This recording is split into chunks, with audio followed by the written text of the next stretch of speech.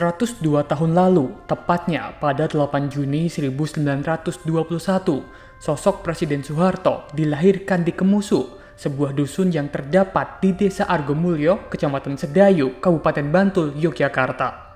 Soeharto menjadi Presiden Indonesia dengan masa jabatan terlama, yaitu mencapai 31 tahun. Soeharto lahir dari pasangan Kertosudiro dan Sukirah, keluarga petani desa yang tidak memiliki sejengkal tanah sawah, namun tidak disangkanya bisa menjadi bapak pembangunan dan Presiden Republik Indonesia. Ayah Soeharto yang bernama Kertosudiro adalah ulu-ulu atau petugas desa pengatur air yang bertani di atas tanah lungguh atau tanah jabatan selama beliau memikul tugasnya itu. Soeharto merupakan anak ketiga Kertosudiro dari pernikahan dengan Sukirah yang merupakan istri keduanya. Di rumah sederhana yang berada di pekarangan sang kakek Kertoirono, Presiden Soeharto dilahirkan. Rumah sederhana berdinding anyaman bambu menjadi saksi lahirnya seorang pemimpin negara yang bahkan menjabat sebagai Presiden Indonesia dengan periode terlama. Kini, tanah tempat lahirnya Soeharto telah dipugar menjadi sebuah museum bernama Memorial Jenderal Besar H.M. Soeharto. Museum ini didirikan pada 2013 oleh Probo Sutejo, yaitu adik kandung Presiden Soeharto. Berdiri di bekas rumah Ibu Soeharto, kompleks ini terdiri dari pendopo joglo, memorabilia, serta petilasan Soeharto.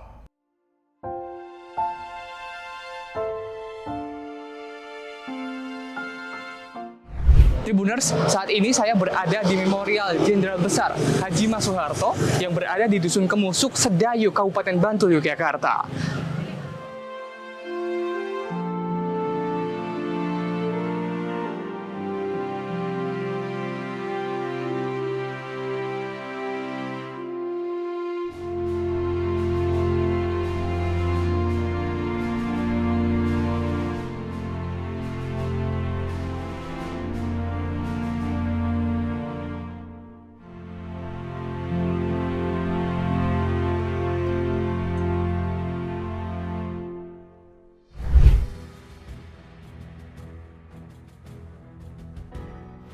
Masih di dalam Memorial Jenderal Besar H.M. Soeharto terdapat petilasan di mana merupakan tempat Ibu Sukriah, yakni ibunda dari Pak Harto, melahirkan sang Presiden kedua Republik Indonesia.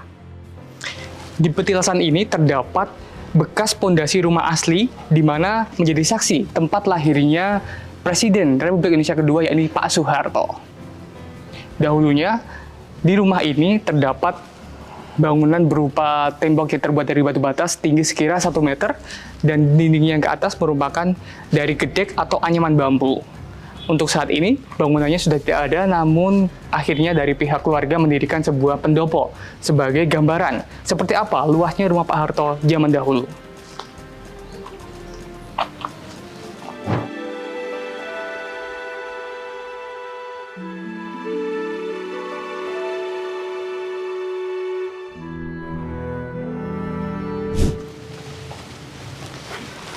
Meskipun bangunan rumah dari orang tua H.M. Soeharto telah runtuh ataupun sudah tidak ada untuk saat ini, namun masih ada bangunan asli yang tersisa dan terjaga keasliannya, yakni berupa sumur.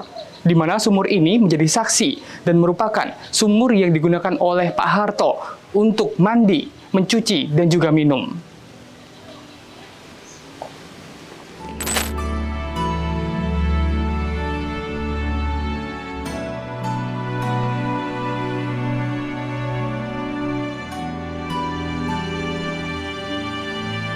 Tribuners, saat ini saya sudah bersama dengan Bapak Gatot Nugroho selaku Kepala Museum Memorial Jenderal Besar H.M. Soeharto.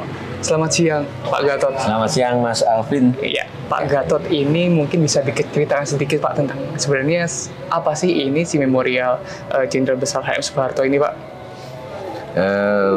Museum Memorial Jenderal Besar Haji Mas Soeharto ini adalah museum yang dibangun karena disinilah dulu tempat lahirnya anak desa, anak bangsa, namanya Soeharto, yang kemudian atas ridho dari Allah Subhanahu Wa Taala bisa menjadi Presiden Republik Indonesia yang kedua. Karena tempat lahirnya kemudian dibangunlah Museum Memorial Jenderal Besar Haji Soeharto. Baik, museum ini dibangun tepat di kawasan yang merupakan bekas rumah tinggal Pak Harto ya Pak ya? Ya. Termasuk tempat Pak Harto lahir ya Pak ya? Ya. Baik. Jadi museum ini yang membangun adalah adik beliau, namanya Bapak Haji Probostejo. Itu sebagai bentuk dharma bakti seorang adik kepada kakak tercinta. Karena kakaknya pernah berjuang untuk bangsa dan negara, pernah membangun negeri ini, pernah memimpin dan pernah bersama-sama dengan rakyat membangun negeri ini dari negara miskin menjadi negara yang berkembang. Kemudian yang kedua, Pak Probostejo mengatakan, saya membangun museum ini karena saya orang Jawa. Saya dengan Mas Harto itu orang Jawa. Orang Jawa itu ada kekudangan. Kekudangan itu kalau bayi masih kecil itu sering ditidurkan sama ibunya, kemudian dinyanyi-nyanyikan, dikidung-kidungkan di kitanya. Nah, salah satu kekudangan itu yaitu filosofi Jawa yang dikenal dengan mikul dhuwur mendem jero. Mikul dhuwur mendem jero, Pak. Jadi maksud dari mikul dhuwur mendem jero itu, kalau kita melihat saudara kita, orang tua kita, sahabat kita, atau orang-orang di sekitar kita, baik itu tokoh masyarakat maupun alim ulama, kalau berbuat sesuatu yang baik dan menjadi suri teladan, itu kebaikan harus dipikul dhuwur, harus dijunjung tinggi, harus disiarkan kepada masyarakat dan generasi penerus bangsa. Kemudian yang dimaksud dengan mendem jero itu adalah manusia itu adalah makhluk Tuhan, makhluk yang biasa. Jadi manusia itu pasti ada kelebihan dan kekurangannya.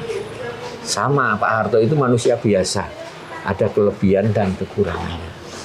Nah, pesan dari leluhur kita untuk hal-hal yang tidak baik itu lebih baik dipendam, dikubur dalam-dalam. Jadi dipendam jero itu hal-hal yang tidak baik lebih baik disimpan, nggak usah disebar-sebarkan. Sehingga harapan kita semuanya, generasi penerus bangsa Indonesia itu selalu ketika melangkah, ketika meraih prestasi, itu selalu menggunakan cara-cara yang cara yang kesatria. Tidak dengan cara menjelek-jelekan pihak lain untuk mencapai suatu prestasi. Ini konsep mikul dhuwur mendem jero, sehingga kemudian dibangunlah museum ini. Ini untuk pembangunan dari area memorial atau museum ini, Pak, ini sejak kapan, Pak? Museum ini dibangun mulai tahun 2012. Pada bulan September 2012 dan selesainya tahun 2013. Kemudian museum ini diresmikan pada tanggal 8 Juni 2013. Ini bersamaan dengan tanggal dan bulan kelahiran Pak Harto. Kemudian apa tujuan dibangun museum ini? Yang pertama, supaya masyarakat bisa mengenang kembali. Kalau yang sesepuh, yang orang tua kita, yang putri kita itu selalu ada memorinya, ingat kepada Pak Harto. Supaya masyarakat bisa mengenang kembali Pak Harto, yang pertama. Yang kedua, supaya generasi penerus bangsa itu tidak akan pernah melupakan sejarah pemimpinnya. Jadi jas merah, jangan lupakan sejarah. Supaya generasi penerus bangsa bisa kenal Pak Harto, tahu apa yang dilakukan Soeharto untuk bangsa dan negara ini, dan mudah-mudahan suri teladan Pak Harto itu bisa menginspirasi generasi penerus bangsa. Baik, Pak, tadi saya juga sempat melihat bahwa di area memorial ini ada petilasan atau bekas rumah di mana Pak Harto dilahirkan ya Pak ya? Ya. Di areal ini ada apa lagi Pak selain ada petilasan yang merupakan tempat lahirnya Pak Harto? Museum ini kami diberi tugas mengelola museum ini. Yang pertama ada tempat-tempat yang menjadi ikonik, tempat-tempat yang menjadi andalan dari museum kami. Yang pertama adalah satu patung Jenderal Besar Haji Muhammad Soeharto yang itu tingginya 3 meter, pas di depan pintu gerbang. Di pintu gerbang itu kami sudah punya komitmen, kami harus menjadikan pintu gerbang itu bagian dari jaring-jaring hati. Kenapa jaring-jaring hati? Karena tugas kami adalah menjerat hati pengunjung ketika masuk di Museum Pak Harto, supaya ada kesan yang mendalam tentang museum ini, kesan bagaimana suri toladan Pak Harto itu bisa menjadi bagian dari edukasi dan menjadi kenangan. Kemudian di sebelah utaranya atau di belakang patung Jenderal Besar Haji Muhammad Soeharto ada pendopo. Pendopo utama inilah yang kemudian kami katakan setelah ada jaringnya, nah disitulah kita olah untuk masyarakat dan generasi penerus bangsa itu selalu ingat ketika berada di Museum Pak Harto. Ini adalah sekolah kami. Jadi tadi Mas Alvin sudah melihat cara edukasi kami. Jadi disitulah kami mengedukasi tentang wawasan kebangsaan, nasionalisme, dan suri teladan Pak Harto kepada generasi penerus bangsa. Dari tingkat TK, SD, SMP sampai perguruan tinggi. Hari ini pagi tadi kami ada tamu dari TK dari Pengasih Kulon Progo.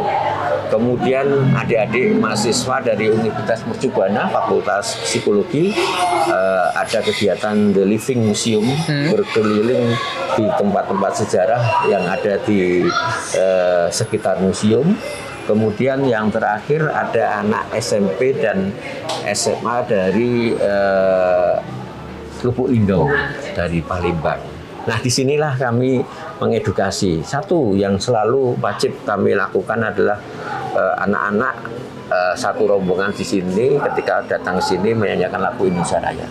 Lagu Indonesia Raya itu ketika dinyanyikan di tempat berbeda, di tempat bersejarah, nuansanya akan berbeda, akan menjadi istimewa dan akan menjadi kenangan yang mendalam bagi generasi penerus bangsa. Kemudian motivasi, bagaimana kami selalu memberi motivasi anak harus selalu ingat pada satu alma maternya. Yang kedua kepada Bapak Ibu guru yang mengajari, memimpinnya. Kami bikin seorang anak dan guru menangis di sini, tapi menjadi ngangeni. Konsepnya itu. Kemudian pasti diorama. Diorama itu adalah perjalanan sejarah Pak Harto. Di situ bercerita sejarah panjang dari Pak Harto lahir, ketika beliau berjuang untuk bangsa dan negara ini, ketika beliau membangun negeri ini, sampai ketika beliau mundur dari jabatan presiden hingga wafatnya beliau, ada di dalam diorama. Dan yang tadi Mas Alvin sampaikan spesial ya Pak ya? Spesial adalah tempat lahirnya Pak Harto. Karena di situ ada, saya katakan ada sebuah sumur yang betul-betul sumur itu umurnya lebih dari ratusan tahun. Airnya jernih dan tidak pernah kering. Saya mengatakan sumur ini adalah hidayah dari Allah. Tuhan akan memberikan sesuatu yang istimewa di tempat orang-orang baik yang Allah cintai. Itu konsepnya seperti itu. Sumur ini untuk memenuhi kebutuhan di museum kami. Baik. Kemudian tadi setelah dijelaskan oleh Pak Gatot ada patung Pak Harto, kemudian ada diorama, petilasan tempat lahirnya Pak Harto dan juga sumur. Ini bagi masyarakat Pak Gatot yang ingin berkunjung ke memorial atau museum HM Soeharto ini seperti apa? Apakah ada HTM untuk masuknya atau gratis untuk masyarakat yang ingin berkunjung? Kami untuk masuk di Museum HM Soeharto untuk masyarakat rombongan kecil, perorangan, rumah, kemudian dari keluarga dipersilahkan hanya mengisi buku tamu, kemudian silahkan berkeliling-keliling di Museum Pak Harto, kemudian nonton filmnya Pak Harto di pendopo. Itu kami free. untuk merombongan karena kami harus ada edukasi, kami ada edukatornya dan kami memberikan edukasi, itu sifatnya sukarela. Sukarela. Jadi namanya sukarela itu tidak memberikan pun tidak apa-apa. Karena tugas kami yang utama adalah generasi penerus bangsa, anak-anak pelajar Indonesia itu bisa mengenal Soeharto, kemudian bisa tahu siapa sosok Pak Harto dan bisa belajar dari apa yang dilakukan Pak Harto untuk bangsa dan negara. Baik, terima kasih Pak Gatot atas informasinya. Sama-sama, Mas kasih, Pak Harto. Terima kasih. Sebagaimana anak-anak desa dari keluarga petani pada umumnya, masa kecil Soeharto dikatakan hidup dengan penuh kesederhanaan. Pada usia sekitar 6 hingga 7 tahun, Soeharto mulai mengenyam pendidikan di sekolah rakyat Tiwir. Kemudian pada usia 8 tahun, Soeharto disekolahkan di sekolah desa atau SD Puluhan, Godean, Bantul, Yogyakarta. Namun, pasca kedua orang tuanya bercerai dan sang ibu menikah kembali, Soeharto pun lantas pindah sekolah seiring sang ibu yang berpindah domisili mengikuti suami barunya. Dari sekolah desa atau sekolah rakyat Puluhan, Soeharto pindah ke SD Pedes di Kemusu Kidul, Bantul, Yogyakarta. Namun, Kertosudiro lantas memindahkan Soeharto ke Wuryantoro, Wonogiri, Jawa Tengah. Soeharto dititipkan di rumah adik perempuan sang ayah bernama Prawiro Harjo. Soeharto merasa bersyukur karena bibi dan pamannya Prawiro Diharjo menganggapnya sebagai anak kandungnya sendiri. Ia pun mendapat pendidikan yang menurut Soeharto lebih baik dibandingkan sebelumnya. Ilmu pertanian juga didapat oleh Soeharto dari Prawiro Harjo yang seorang mantri tani dan pernah menerima penghargaan dari bupati. Tribuners, saat ini saya berada di SD Negeri Puluhan, Sedayu, Bantul, Yogyakarta. SD ini pada zaman dahulu bernama Sekolah Rakyat dan menjadi sekolah tempat Presiden Soeharto menuntut ilmu. Sebagai anak desa, Soeharto lekat dengan sawah dan kerbau. Soeharto yang merupakan cah angon atau pengembala kerbau sering menghabiskan waktunya di sawah sepulang sekolah. Dalam asuhan sang kakek, Soeharto tumbuh menjadi seorang pengembala. Sejak masih bayi, Soeharto sudah sering diajak sang kakek ke sawah karena sang ibu sakit dan tak bisa merawat Soeharto. Soeharto cilik sangat gemar naik garu yang ditarik kerbau serta main lumpur di persawahan. Di sawah, Soeharto kecil juga suka sekali mencari belut yang kemudian dimasak untuk lauk makannya. Sawah, kandang, dan kubangan tempat Soeharto memelihara kerbau-kerbaunya hingga kini masih ada di desa Kemusu. Kerbau-kerbau yang merupakan keturunan kerbau yang dikembala oleh Soeharto kini dipelihara oleh pihak keluarga di lokasi tempat dahulu Soeharto kecil mengembala. Masa kecilnya Tribuners, Pak Harto dikenal sebagai Cah Angon atau sang pengembala. Setelah pulang sekolah, Presiden Soeharto biasanya mengembala kerbaunya, dan di sini merupakan kandang dari kerbau-kerbau yang dahulunya merupakan yang dipelihara oleh Pak Harto dan keluarganya. Kemudian di sebelah sana terdapat kolam tempat menggunyang atau memandikan para kerbaunya. Sementara untuk mengembala kerbau, Presiden Soeharto biasanya mengembalakannya di sebuah persawahan di area persawahan yang berada di seberang jalan dari lokasi kandang kerbau ini.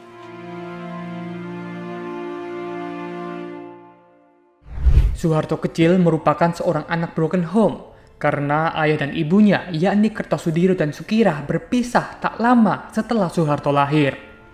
Soeharto merupakan anak ketiga Kertosudiro. Sebelum menikah dengan Sukirah, ibunda Soeharto, Kertosudiro adalah seorang duda dengan 2 anak. Akar perpisahan kedua orang tua Soeharto, yakni karena sang ibu tak mau dimadu oleh Kertosudiro. Setelah bercerai dengan Sukirah, Kertosudiro kembali menikah dan memiliki 3 orang putri. Sementara itu, Sukirah kemudian juga menikah kembali dengan sosok bernama Atmo Prawiro. Dari pernikahan dengan Atmo Prawiro, Sukirah dikaruniai 7 orang anak yang menjadi adik dari Soeharto. Uniknya, Kertosudiro dan Atmo Prawiro, yakni mantan suami dan suami baru Sukirah, adalah merupakan tetangga. Tak hanya bertetangga biasa, bahkan rumah keduanya bersebelahan. Rumah ayah kandung dan ayah tiri Soeharto bahkan hanya dipisahkan pekarangan seluas sekitar 2 meter. Di rumah Atmo Prawiro, yakni ayah tiri Soeharto, bahkan terdapat pintu yang langsung menuju ke rumah Kertosudiro. Meski rumah mereka bersebelahan, namun baik Sukirah dan Kertosudiro hidup berdampingan secara akur dengan keluarga baru masing-masing.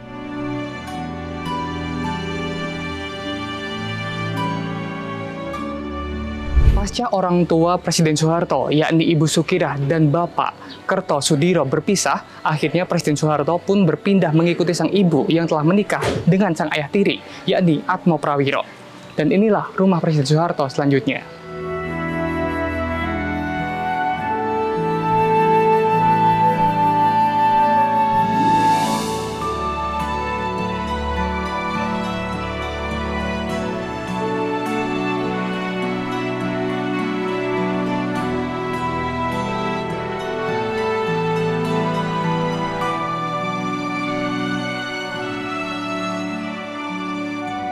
Dan di rumah inilah Presiden Soeharto menghabiskan masa kecilnya bersama sang ibu, yakni Sukirah dan ayah tirinya, Atmo Prawiro.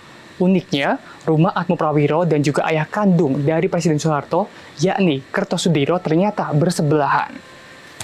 Ini merupakan rumah dari Atmo Prawiro, yakni ayah tiri Presiden Soeharto.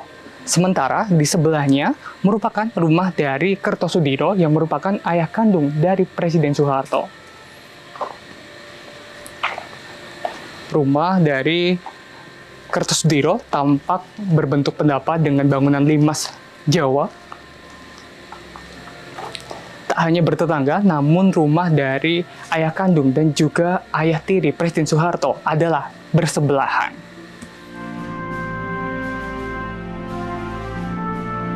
Baik Tribuners, kita mendapat kesempatan untuk masuk ke dalam dari kediaman ayah kandung dari Presiden Soeharto.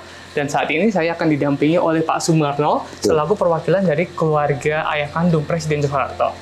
Kita bisa masuk ya Pak? Nih, silakan Pak. Mas. Ya, inilah tempat kelahiran beliau dan tempat kediaman ayah kandung Bapak Soeharto almarhum. Di sini kebetulan ada silsilah-silsilahnya juga. Di samping silsilah, jadi di sini ada gambar-gambar atau foto-foto beliau dari almarhum ayahandanya, yang mana ayahandanya itu pernikahannya 3 kali. Yang pertama punya putra dan putri, 2. Bapak melaksanakan perceraian. Setelah Bapak cerai, Bapak ini kenal sama Ibu Sukirah. Nah, Ibu Sukirah ini siapa? Ibu kandung dari almarhum Bapak Soeharto. Pak Panjang ini siapa? Ayah kandung dari Bapak Soeharto. Jadi pernikahan antara Pak Panjang sama Bu Sukirah melahirkan putra tunggal. Pak Soeharto ya. Ya, setelah itu Bapak dan Ibu pisah. Berpisah. Nah, berpisah. Ibu nikah lagi. Bapak pun nikah lagi. Ya, itu istri yang ketiga. Nah, istri ketiga kebetulan punya putra 1, 3 putri. Oh, 3 putri. Sampai akhir hayatnya. Nah, setelah itu kelanjutan demi kelanjutan di sini terpampang tempat peristirahatan waktu kecilnya. Kamar paling pojok. Untuk sementara karena ada beberapa barang yang perlu kita sterilkan, jadi mohon maaf, bukan kita tidak memperkenankan, kita boleh-boleh aja. Cuman kan kita harus izin sama keluarga. Kalau diperkenankan ya saya buka, tapi kalau tidak mohon maaf. Karena sebatas saya di sini, walaupun saya itu ada keterkaitan dari ibu yang ketiga, masih berbaur keluarga dan saudara, alhamdulillah saya juga tetap menjaga amanahnya. Nah, itu di sini ada pengasuh almarhum Bapak Jenderal Besar H.M. Soeharto, Ibu Hangapei sama Ibu Ponirah. Nah, Ibu Ponirah itu siapa? Pak Panjang itu siapa? Pak Panjang adalah ayah kandung dari Pak Harto. Ibu Sukirah adalah bule dari almarhum Bapak Soeharto.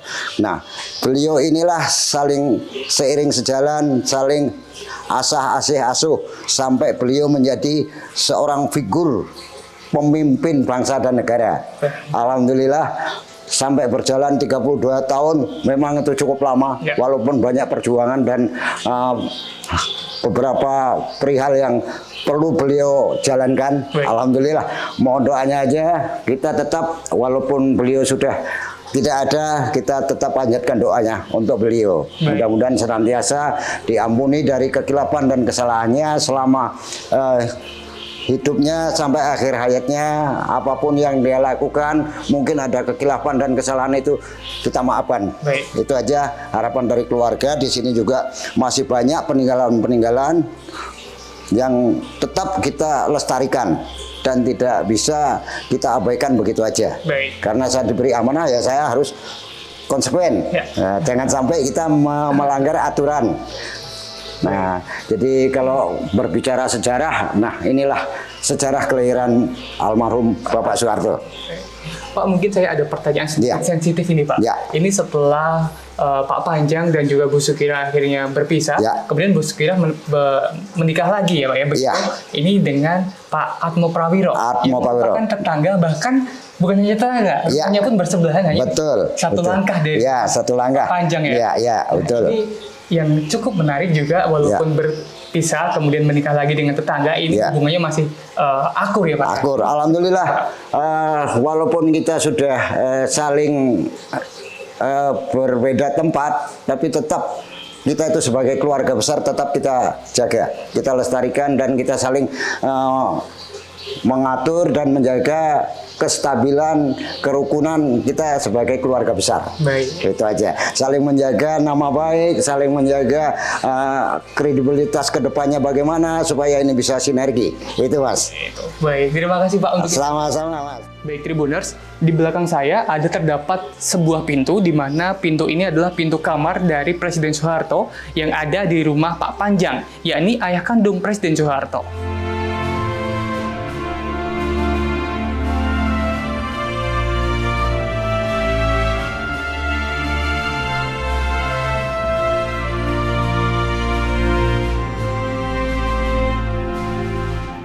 Nah, Tribuners, saat ini saya berada di sebuah lorong, di mana lorong ini merupakan lorong pemisah dari rumah kediaman, yakni sebelah kiri saya merupakan kediaman dari ayah kandung Presiden Soeharto, yakni Kertosudiro, dan sementara di sebelah kanan saya merupakan kediaman dari ayah tiri Presiden Soeharto, yakni Atmo Prawiro. Hanya sekitar berjarak 2 hingga 3 meter rumah ini dipisahkan, dan di sini terdapat pintu yang menjadi pintu penghubung bagi Presiden Soeharto untuk berkunjung dari rumah ayah tirinya menuju rumah ayah kandungnya.